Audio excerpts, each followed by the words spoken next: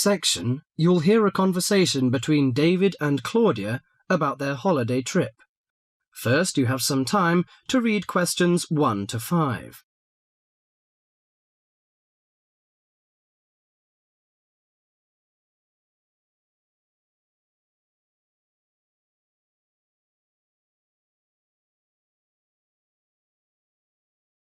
Now listen to the conversation and answer questions 1 to 5.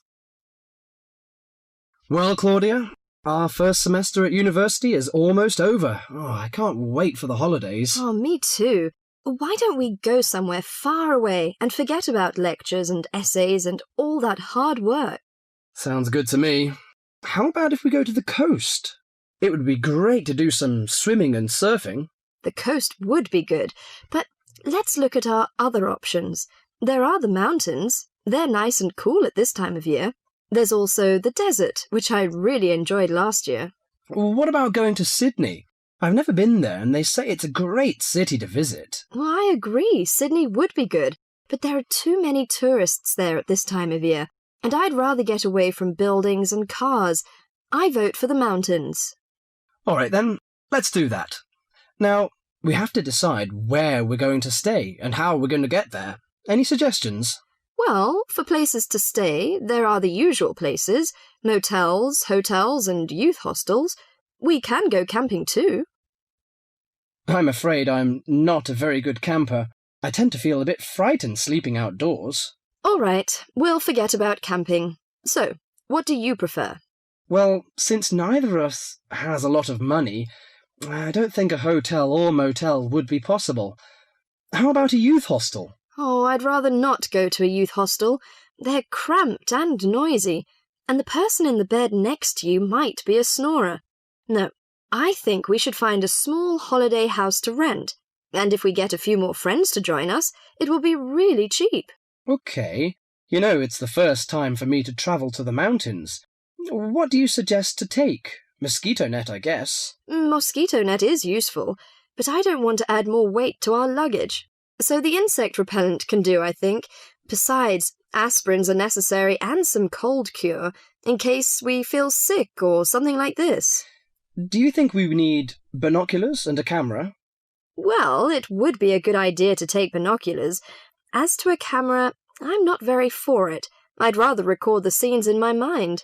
You're right. What about the money? How much do you think is enough, and how we should take it? I've learned from a friend about the cost. He told me that they spent about $480 for 1 week's tour, so I think $500 would be enough. We may need over $300 for the house. Have you got any traveller's checks? No, I haven't, but I've got a credit card and a saving card. Then take the credit cards with us. It would be more convenient to pay the house fees with a credit card.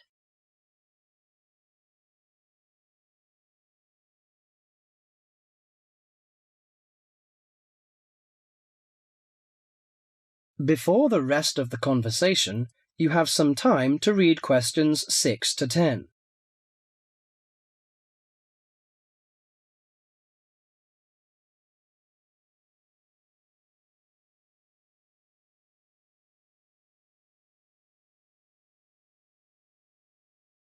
Now listen carefully to the rest of the conversation and answer questions 6 to 10. I nearly forgot the date.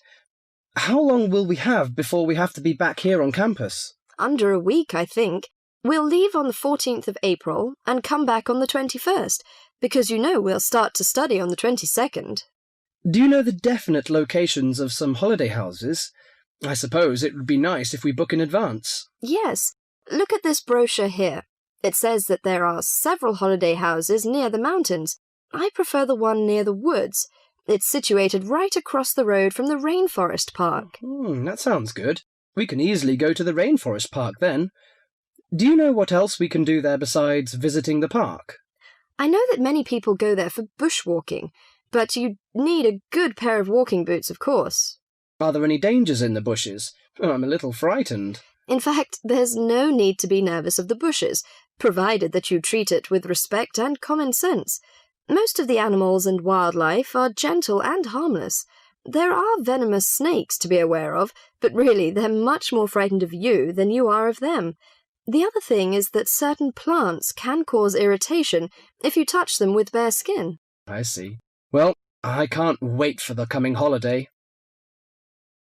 That is the end of section 1.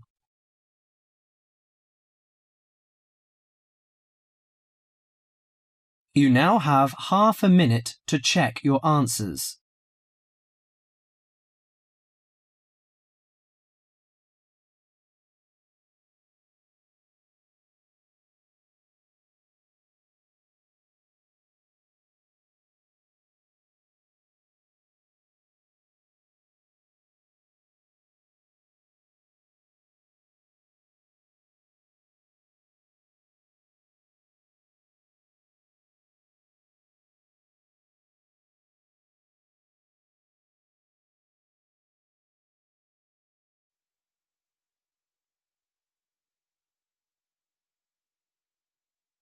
Now turn to Section 2. Section 2. You are going to hear a student arranging to transfer between English classes. She is leaving a message on the language department's answering machine. The student's name is Mei Lee. First look at questions 11 to 17.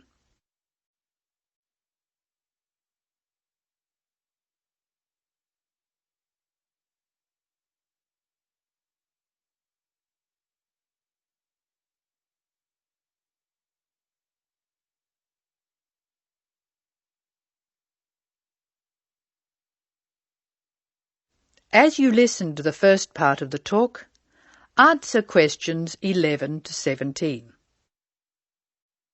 Hello, this is Mei Lee speaking.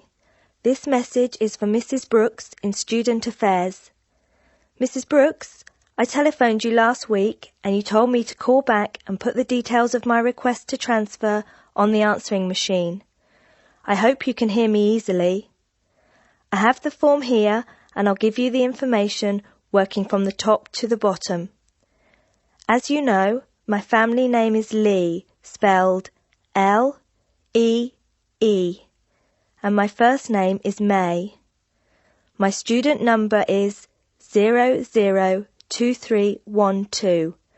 That's 002312.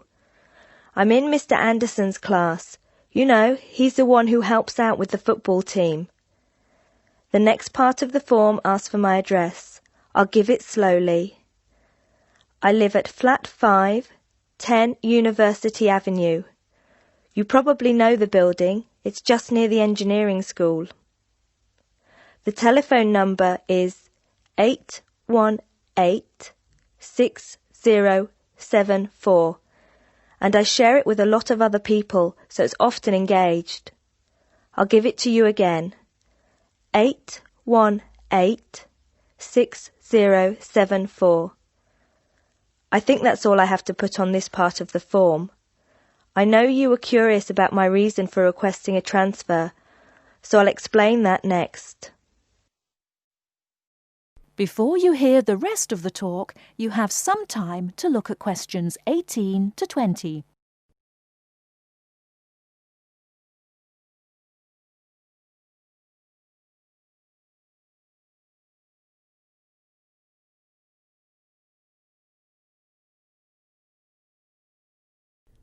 Now listen and answer questions 18 to 20. Now I'll tell you why I want to transfer between classes. Mrs. Brooks, I really like my teacher and my classmates, but I find it very hard not to speak in my own language. I just begin to think in English when the class ends, and I'm surrounded by other people from my country, so it's natural that we all speak in our mother tongue. I have been looking around for a class where there are very few other people from my country, so I'll be forced to use English. The best class I can find is the evening class, which begins at 6 p.m. Most of the students in that class come from countries which speak Spanish, and I can't speak a word, so I must use English. I have an Italian friend in the class, and she tells me there are 2 Hong Kong Chinese, 6 Spanish speakers, and 1 Japanese student. She says most people speak English at the break, although sometimes the Spanish slip into their own language. I checked the class list, and 2 students have dropped out of the evening class, so there should be room for me. Could you please see if I can join the class? I'm not sure what the class number is, but the evening class I want is in room 305 of the Trotter Building. The class I'm in now is next door to the Trotter Building in Prince Tower, so it's very easy for me to find my way to the new class. I'm not going home until late today, so could you please leave a message for me at my friend Margaret's house? Her number is 812-7543, and she has an answering machine. I do hope you can transfer me, Mrs. Brooks. If there is any more information you need, please call me. Thank you very much. That is the end of section 2. You will now have some time to check your answers.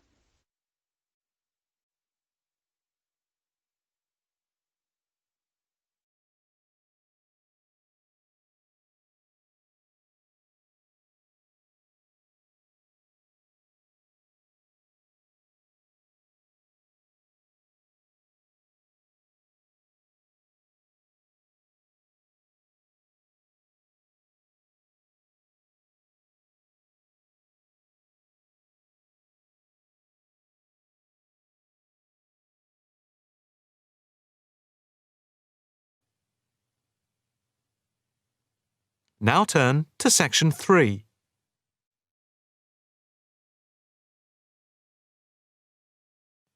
Section 3. You will hear a female and a male student talking about the mock exams that they have just taken. First, you have some time to look at questions 21 to 25.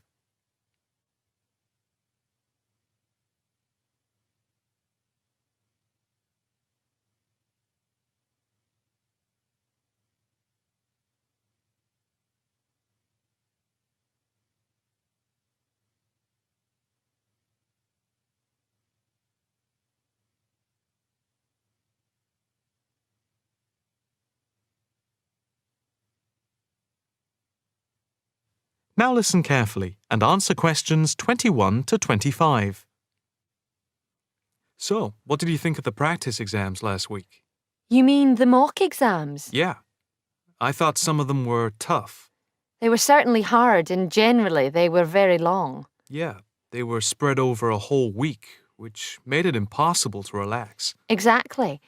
But what did you think of each test? Of the 7 exams we did, the least enjoyable for me were the 2 3-hour essay papers. Why didn't you like the essay papers? I'm not particularly good at writing things down like that in a short space of time. And I don't think it's a good way of testing our theoretical knowledge of medicine. I'm the opposite, I'm afraid. I'm much better in the written essay exams than the other types of tests. But what about the 2 multiple choice exam papers in basic science and anatomy? They weren't too bad. If you didn't know the answer, all you had to do was guess. That's okay, but I never feel comfortable with guessing. And you know that there is research that shows that women are disadvantaged when doing multiple choice questions compared to men. You've mentioned this before, but I'm not sure I believe it. It's true. Multiple choice questions benefit men more than women. They are a male construct. If you say so. It's not if I say so. Anyway, you have to be careful with multiple choice questions because of the negative marking. That can really bring the score down if you keep guessing and get all of the guesses wrong. It's double negative. Yeah, that is a danger. What about the role play? Did you like that? Yeah, with the actors and actresses as simulated patients. Yeah, I thought that was by far the best part of the exam. Why was that? What I liked about it was during the 24 test stations, we had a chance to show what we know about communicating with patients and show our practical medical knowledge, etc. Yes, I think I agree with you there. I enjoyed all of the stations, but I can tell you I was tired at the end. I have done a practice exam with 12 test stations, but not 24. It was exhausting, but also exhilarating. I agree completely. It lasted nearly 4 hours in total with the break. Before you hear the rest of the conversation, you have some time to look at questions 26 to 30.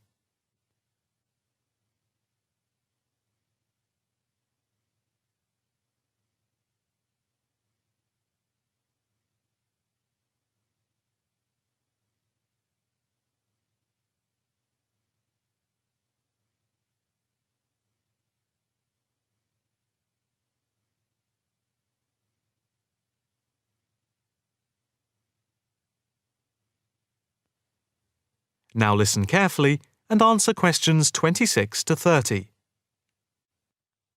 What did you think of the other 2 exams? The 2 problem-solving tests?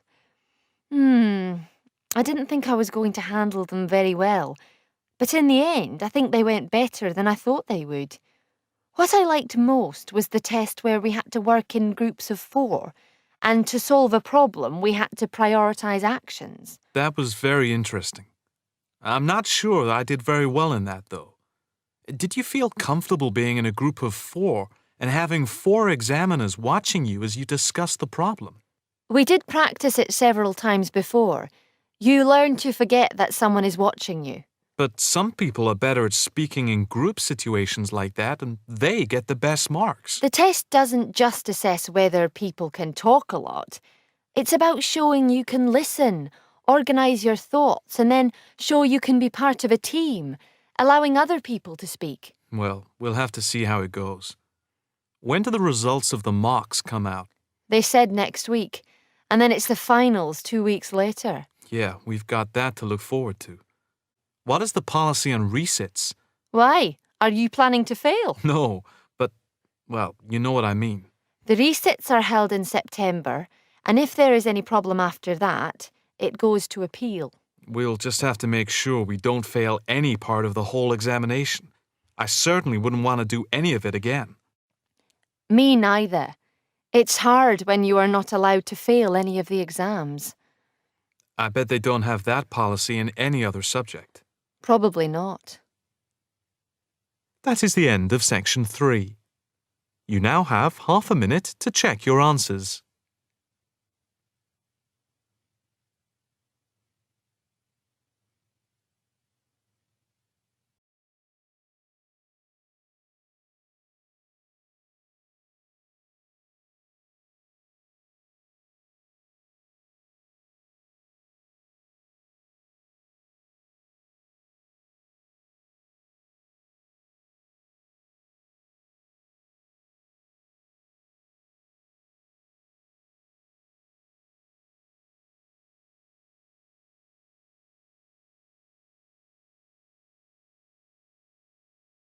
Section 4. In this section, you will hear a report about crime and punishment in the UK. First read questions 31 to 40.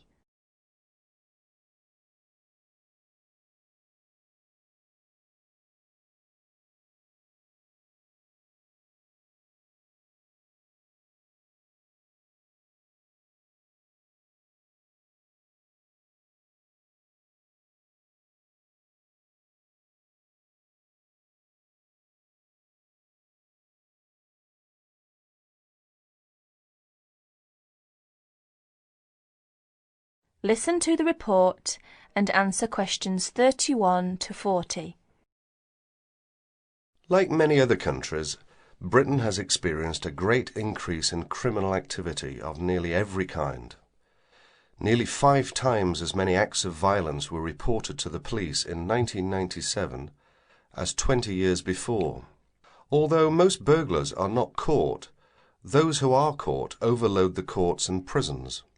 Although the courts try, in theory at least, to use probation, community service, and other devices to avoid sentencing people to prison. The 50,000 people in prison are more in proportion to the population than in any other Western European countries. Vast sums are being spent on building new prisons, but the prisons are still overcrowded, and the humiliation suffered by their inmates makes rehabilitation difficult. Many prisoners are released early on parole. The prisons in England are run by the Home Office, though each prison has a local board of visitors who make reports about conditions and also deal with serious bad behaviour. Normally, prisoners are released after serving 2/3 or less of the time for which they were sentenced. But an offence in prison may be punished by the loss of some days of remission. There are several kinds of prisons, including open ones, and some prisoners go out to work in groups outside. Prisoners who want to study for examinations are helped to do so, and there are training courses in prisons. But in practice, some spend little time outside their cells. Most crime is committed by young males, and is opportunist and is not planned by hardened professional criminals, although these do exist in most common people's view. Crime tends to be concentrated in large cities and urban areas. About 94% of offences recorded by the police in England and Wales are directed against property, but only 5% involve violence. Rising affluence has provided more opportunities for casual property crime. In 1977, for example, car crime was only 1/10 of total crime, but this has risen to about 28%. The demand for and supply of illegal drugs had been an increasing factor in the incidence of crime in recent years. Regular crime surveys are undertaken in England and Wales, Scotland and in Northern Ireland. In 1999, a survey in England and Wales asked respondents for information about how crime had affected them in 1998. It estimated a total of 15 million crimes in 1998, the majority of which were against property. Violent crime accounted for only 5% of the total, while 36% involved vehicles, 9% were burglaries, and 30% other forms of theft. These surveys, the fifth of which is in progress, indicate that many crimes go unrecorded by the police, mainly because not all victims report them. That is the end of section 4. You will have half a minute to check your answers.